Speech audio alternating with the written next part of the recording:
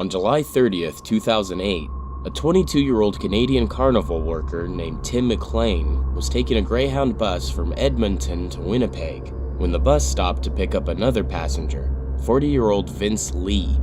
At first, Lee took a seat at the front of the bus, but eventually moved next to McLean during a rest stop. McLean gave Lee a smile and asked how he was doing before putting on his headphones and closing his eyes for some sleep. Soon after, Lee produced a large knife and began stabbing McLean in the chest and neck. The bus driver disabled the bus and began ushering passengers out the exit as the attack took place. At one point, the driver and two other passengers attempted to get back on the bus to try and help McLean, but they were chased away by Lee, who slashed at them through the locked doors. Lee then decapitated McLean's body and began parading his head around the bus as he held it up to show the horrified passengers and driver. Witnesses claim Lee returned to the body and began eating and cutting off pieces of McLean's corpse. The Royal Canadian Mounted Police arrived at about 8:30 p.m. to find the bus driver and two other people using a crowbar and hammer to keep Lee from escaping the bus. Around 9 p.m., the Canadian police claim they witnessed Lee eating pieces of Tim McLean's body. They also heard Lee say, "I have to stay on the bus forever." On July 31st at 1:30 a.m., Vince Lee attempted to escape by breaking a window and jumping out of the bus. He was subdued by 2 hits from a taser and taken into police custody. Parts of McLean's body were placed in plastic bags and retrieved from the bus, while his ear, nose, and tongue were found in Lee's pockets. The victim's eyes and a part of his heart were never recovered and are presumed to have been eaten by Lee. Lee was charged with second-degree murder, and his trial took place on March 3, 2009, with Lee pleading not criminally responsible. The only words Lee reportedly said during his court appearance were pleas for someone to kill him. The psychiatrist diagnosed Lee with schizophrenia and said that Lee had performed the attack because God's voice told him McLean was a force of evil that was about to kill him.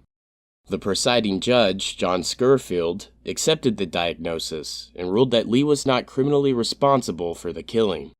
Lee was eventually sent to the Selkirk Mental Health Center. On May 30, 2011, the CBC reported that Lee was responding well to his psychiatric treatment, and that his doctor had recommended he receive more freedoms over the course of several months.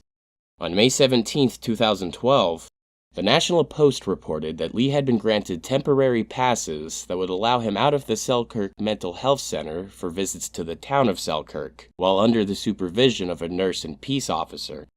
In an interview, Lee spoke for the first time, saying that he began hearing the voice of God in 2004 and that he wanted to save the people from an alien attack. On February 27, 2014, the CBC reported that on March 6, Lee was allowed to have unsupervised visits to Selkirk, starting at 30 minutes and expanding to full-day trips. On February 27, 2015, CBC News reported that Lee was given unsupervised day passes to visit Winnipeg so long as he carried a functioning cell phone while using them. On May 8, 2015, CTV News reported that Lee would be granted passes to group homes in the community. The next day, Tim McLean's mother held a rally where she made an emotional statement against the hospital's and doctors' decision to grant Lee gradual freedoms in the public.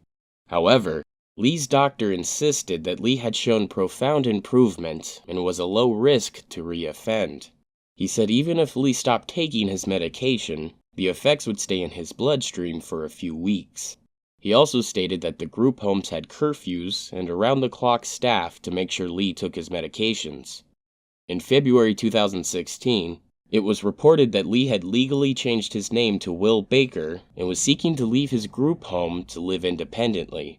He won the right to live alone on February 26th upon the recommendation of the Criminal Code Review Board. On February 10, 2017, the Manitoba Criminal Code Review Board decided that Will Baker was not a threat to the safety of the public and ordered that Baker be discharged. Will Baker was granted complete freedom. There will be no legal obligations or restrictions to his independent living. Baker's doctor, Jeffrey Waldman, told the board that he was confident Baker would stay on his medication.